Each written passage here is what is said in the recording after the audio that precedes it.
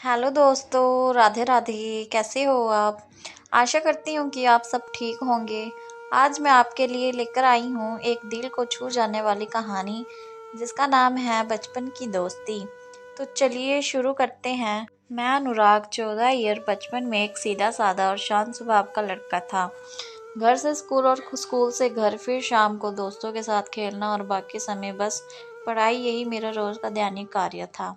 जिस जगह हमारा परिवार रहता था, उसी बिल्डिंग के सेकंड फ्लोर पर रोशनी नाम की एक लड़की रहती थी, जिसकी एक छोटी बहन और एक छोटा भाई भी था।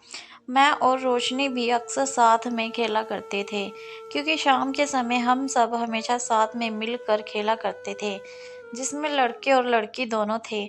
मैं शुरू से ही रोशनी को देखा करता था।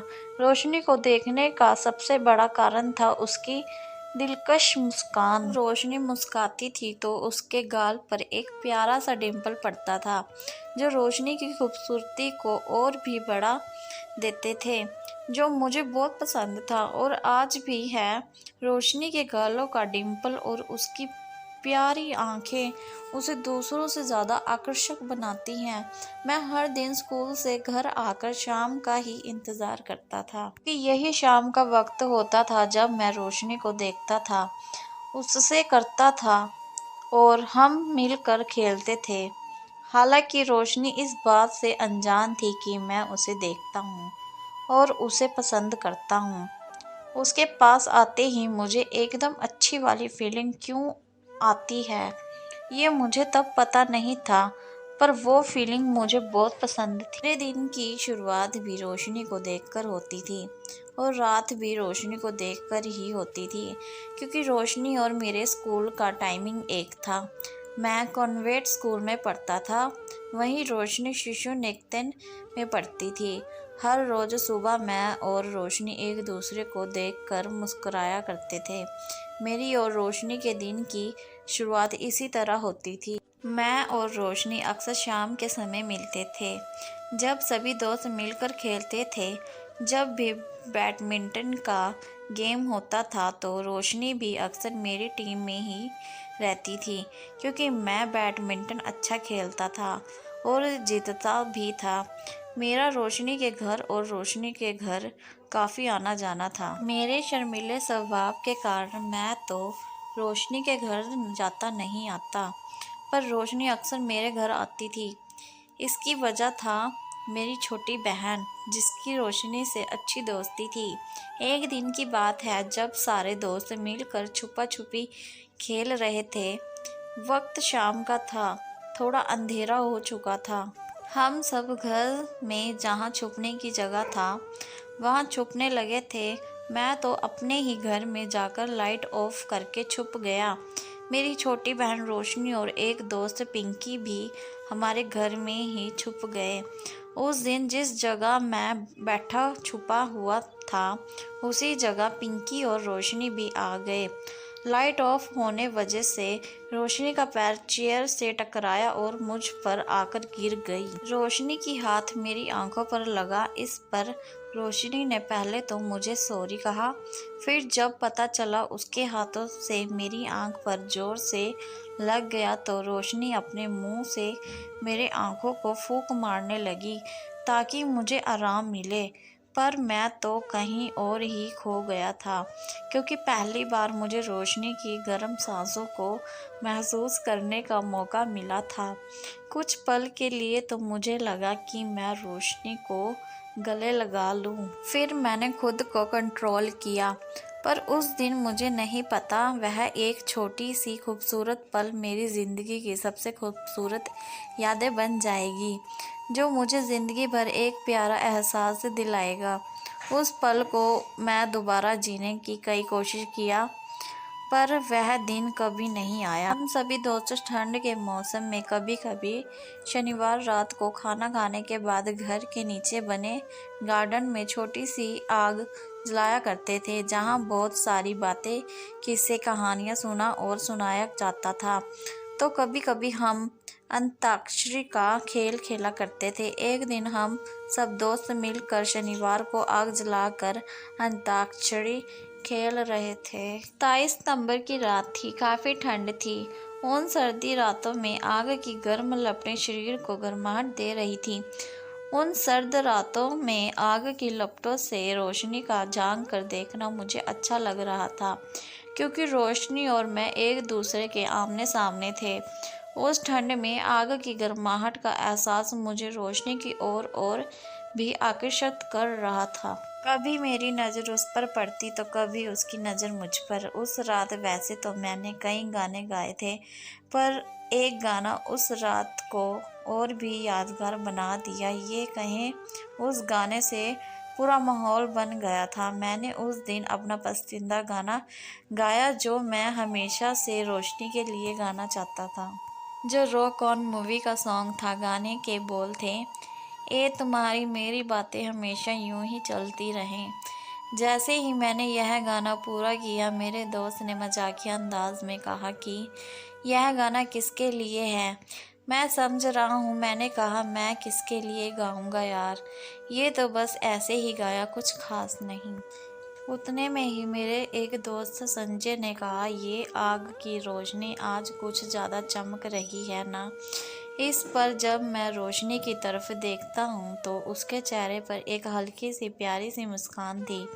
उसकी उस रात की वो मुस्कान मेरे लिए बेशकीमती थी, जो हमेशा के लिए आज तक मेरे दिल में बसा है। उस रात जब आग की लपटों की तपिश रोशनी के चेहरे पर पड़ रही थी, तो उस रात सच में रोशनी बहुत सुंदर लग रही थी। जब दिल में किसी के लिए प्यार हो तो माहौल खुद ब खुद रोमांटिक हो जाता है, और ऐसा लगता है बैकग्राउंड में रोमांटिक म्यूजिक चल रहा हो।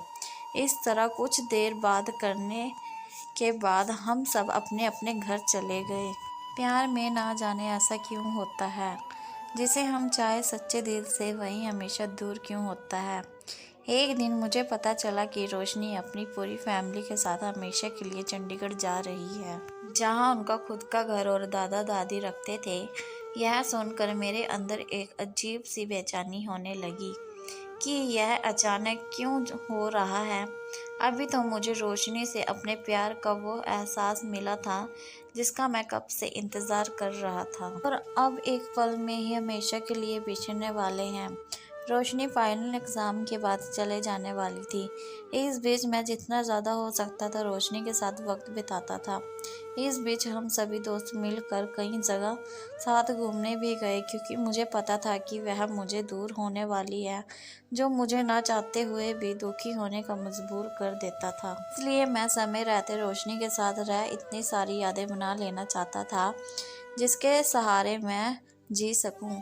यूं ही वक्त बीतता गया। अंत में वह दिन भी आ ही गया जब रोशनी मुझसे हमेशा के लिए छोड़कर जाने वाली थी। शाम को अंतिम बार हम मिले।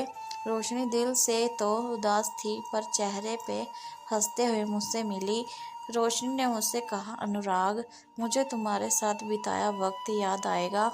तुम बहुत अच्छे हो और हमेशा ऐसे ही रहना। हमने कई सारी खुशी पल साथ बिताए थे, चाहे वो फेस्टिवल सेलिब्रेट करने हो, होली हो, एक दूसरे का बर्थडे सेलिब्रेट करना हो, या शनिवार को रात में बैठे कर ढेर सारी बातें हों। कुछ देर यूं ही बात करने के बाद मैं अपने इमोशन रोक नहीं पाया और अंत अपने दिल की सारी बात बता दिया।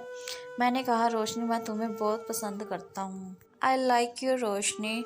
साथ ही यह भी बता दिया कि मैं किस तरह पहले छुप छुप कर तुम्हें खेलते हुए देखा करता था। जब तुम हंसते थे तो खुशी मुझे महसूस होती थी, और तुम्हारे दुख होने पर मैं भी दुख होता था। तुम्हारे साथ बिताए पल को अपने डायरी में लिखा करता था। यह सब बातें सुनकर रोशनी हैरान भी हुई और फिर इमोशनल भी हो गई। उसने मुझसे कहा, तुम यह सारी बातें मुझे पहले नहीं कह सकते थे? बताए भी तो अब, जब मैं जा रही हूँ। इतना कहकर वह मुझे छत पर मिलने को कहा। छत पर वह मुझसे और भी बहुत ही सी बातें की और कहा, मैं जा तो रही हूँ, पर कभी मौका मिले तो पापा से कह के वापस यहाँ कुछ देर के लिए ज़रूर आऊँगी। इतना कहकर वह जाने लगी। मैं भी उदास होकर सर झुकाकर वहीं बैठ गया। रोशनी ने कुछ कदम चलने के बाद मुझसे वापस मुड़कर देखा, पर पता नहीं उससे क्या हो। वह मेरे पास आई और फिर मुझसे जोर से गले लगा लिया। शायद रोशनी ने मेरे दर्द को आंखों के जरिए समझ लिया था। मैंने भी पहली बार रोशनी को अपनी बाहों में लिया और उस दिन मुझे सुकून मिला था। और फिर मैंने उसे कहा, मुझसे तुम्हारी बहुत याद आई। इतने में रोशनी ने मुझसे कहा कि चिंता मत करो, मैं तुम्हें अपने चंडीगढ़ का फ़ोन नंबर दे रही हूँ, तुम मुझे रविवार को शाम को कॉल करना। फिर मैंने भी अंतिम बार रोशनी को गुड बाय कहा और अपना ख्याल रखने को कहा। इतना कह कर रोशनी चली गई। फिर उसी रात करीब 12:30 बजे उनका परिवार सारा सामान ट्रक में लोड कर जाने लगे और मैं अपनी खिड़की से बस उन्हें देखता रहा जब तक वे सब चले ना गए। मुझे इस बात की खुशी हुई कि रोशनी ने कई बार मेरे घर की खिड़की को देखा। उसे शायद नहीं पता कि मैं भी उसे देख रहा हूँ, पर क्योंकि रूफ का लाइट ऑफ था और मैं उसे चुपके से देख रहा था, तो उसे पता ही नहीं चला। कुछ देर बाद वो चली गई। मैं भी अपने घर से बाहर निकला और उसे अंतिम बार जाते हुए देखा। अगर ये कहानी आपको अच्छी लगी तो प्लीज़ मेरे चैनल को सब्सक्राइब और बेल आइकन को ऑल कर देना, ताकि मेरे वीडियो सबसे पहले आपके पास पहुँचे। और कमेंट में अपनी राय ज़रूर दें। प्लीज़ मुझे सपोर्ट करें। धन्यवाद।